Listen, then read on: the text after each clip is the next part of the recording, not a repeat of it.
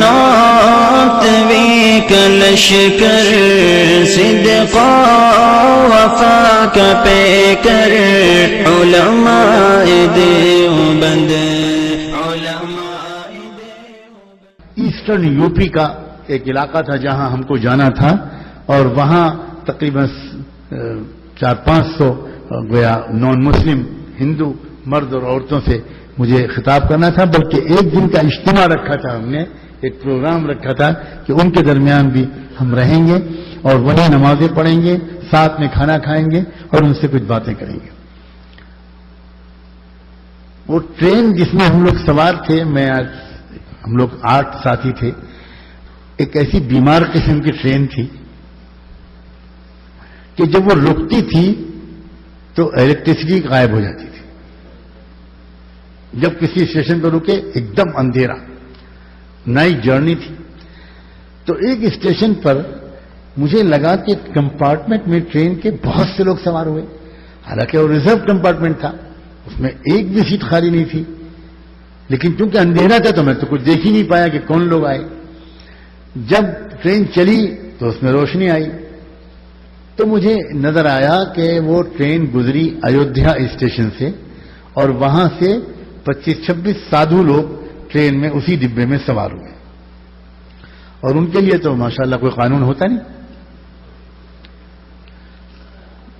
تو میرے سیٹ کے پاس، میں جس سیٹ پر لیٹا ہوا تھا، اس کے پاس ایک بوڑھا سادھو، تقریباً 85 ایئرس یا 90 ایئرس کا اولڈ ہوگا، وہ بیچارہ کھڑا ہوا تھا، کمزور، اور سخت سردی کا موسم تھا۔ تو میں جلدی سے اپنی سیٹ سے اترا، میں نے کہا کہ آپ بابا آپ لیٹ جائیں، آپ میری سیٹ پہ لیٹ جائیں۔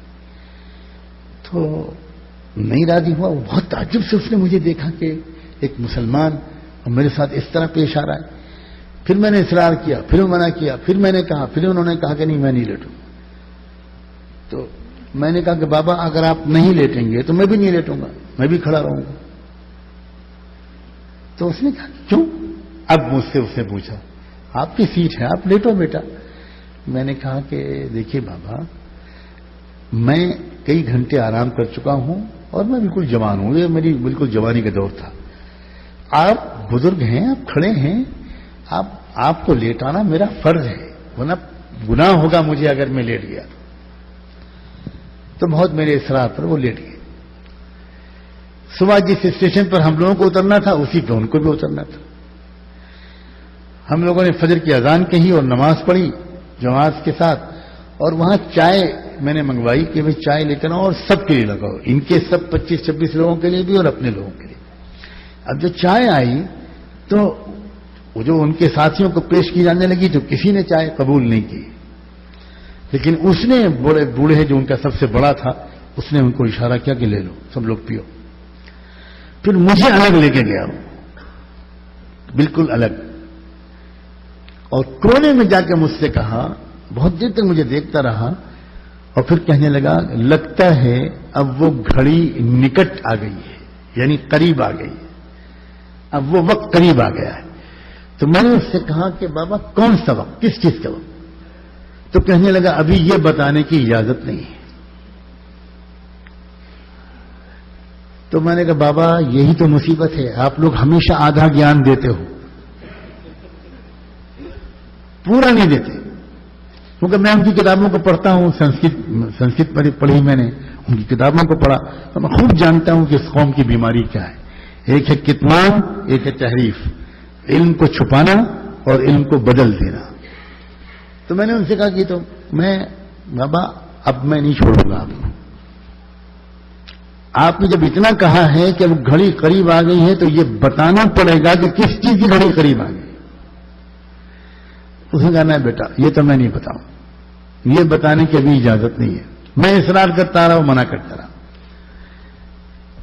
میں نے کہا میں اپنی ٹرین چھوڑ دوں گا مگر آپ کو نہیں چھوڑوں گا۔ ہم لوگوں کو وہاں سے کہیں اور جانا تھا اور ان کو بھی کہیں اور جانا تھا۔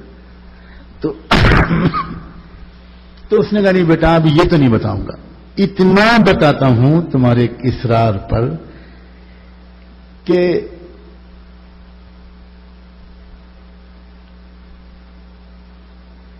ایک علامت ایک چنھ جس کو ہندی میں بولا اس نے، وہ ظاہر ہو رہی ہے تم کو دیکھ کر کہ تم لوگ ہمارے ساتھ وہ برتاؤ کرنے لگو گے جو تم نے ابھی ٹرین میں کیا، اور اس کے بعد دنیا میں ایک نئی روشنی پھیلے گی۔